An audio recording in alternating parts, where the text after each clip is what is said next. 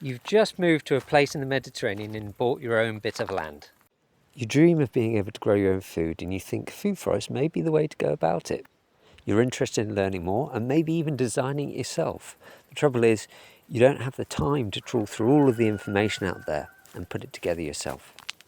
In this video, I'm going to give you the bite-sized gist of how to design, orientate, lay out your own food forest specific to the Mediterranean climate. And by that I mean countries around the Mediterranean Sea and also Portugal, California, Western Australia and parts of South Africa.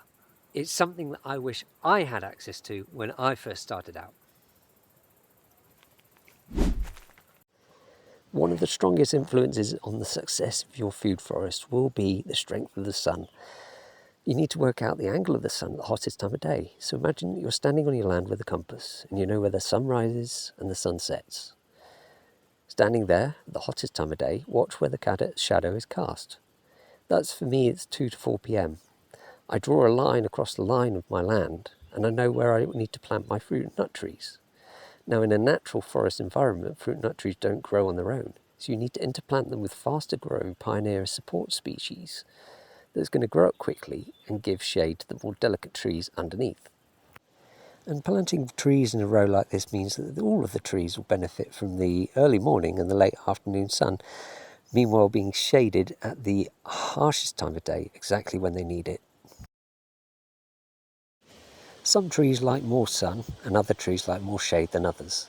We need a way of arranging these trees to meet those individual needs as these trees are growing. This process is called stratification. Imagine that I want to plant trees typical of the Mediterranean climate, which, for example, is peach, pecan, citrus, pear and fig.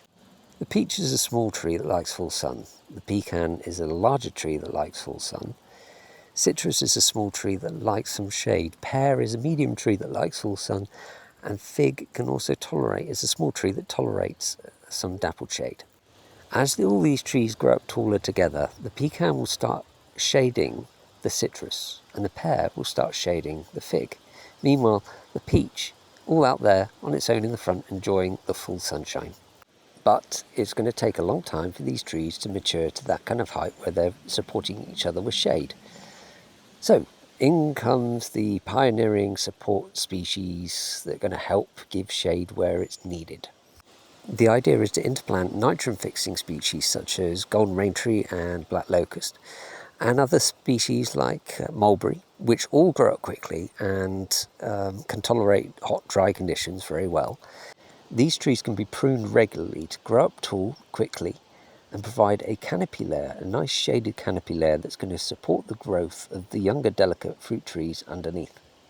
The spacing of your plantings is important. It's suggested for the Mediterranean climate 2 meters between fruit and nut trees, and then anything from 30 to 50 centimeters for your support species. Now you might think this density is very, very close. It's mimicking the density of a natural forest. That's the idea. Once the trees have been planted in your row, you can add in the climbing plants to use the structure of the trees, and I highly recommend a row of aromatic plants, things like lavender, rosemary, sage, because they cope well with the dry climate, and then finally your ground cover plants to complete the system. Along with the orientation of the rows relative to the sun, the key points about this style of agroforestry is planting things with high density, leaving absolutely no bare soil and optimizing the amount of shade for each tree that needs it. All these are the key ingredients for something called a plan for succession.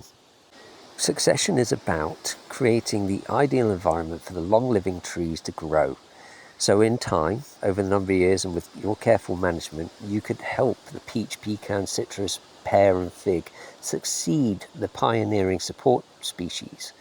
And you may well leave some of those support species in, however they will be thinned out dramatically.